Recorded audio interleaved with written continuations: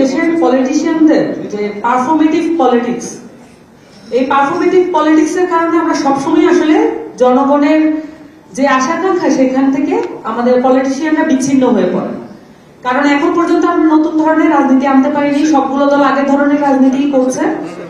আমরা দেখতে পাচ্ছি এখনো অস্ত্র, অর্থ, বিত্ত এবং পেশি শক্তি, এগুলোর প্রভাব দিয়ে বাংলাদেশের রাজনীতি করা হচ্ছে এবং সিভিল সোসাইটির উপরে এক ধরনের প্রেশার ক্রিয়েট করা হয়।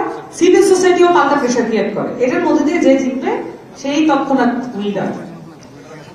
এবং আমরা চেয়েছিলাম যে ভারত এবং পাকিস্তানের রাজনীতি পাল্টাপাল্টি রাজনীতির মধ্যে থেকে বাংলাদেশটাকে টেনে বের করতে।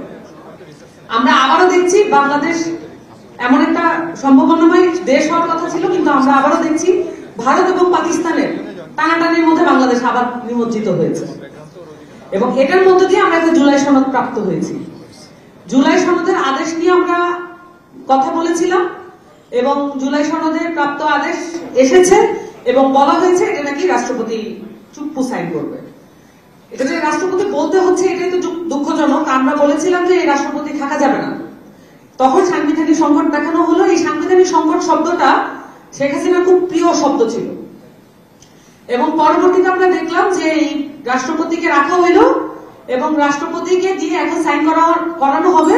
অন্যদিকে আমরা এটাও দেখছি যে এই আওয়ামী লীগ বাংলাদেশে ফেরত আসার চেষ্টা করছে এবং বিভিন্ন জায়গায় মিছিল মিটিং করার চেষ্টা করছে এবং আমরা মাঠে নেমে সেটা প্রতিহত করছি। এক মিনিট জাস্ট সময় দেবেন।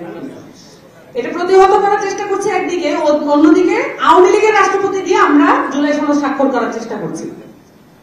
এই যে পারফরমেন্স, আমরা যে বারবার একটা দিকে শুধুমাত্র ধাবিত হচ্ছি এবং জনগণের সাথে এই মোটা দাগে প্রতারণা করছি, এটার ভবিষ্যৎ কি দাঁড়াচ্ছে যদি আমরা প্রত্যেকে একত্র হতে না পারি।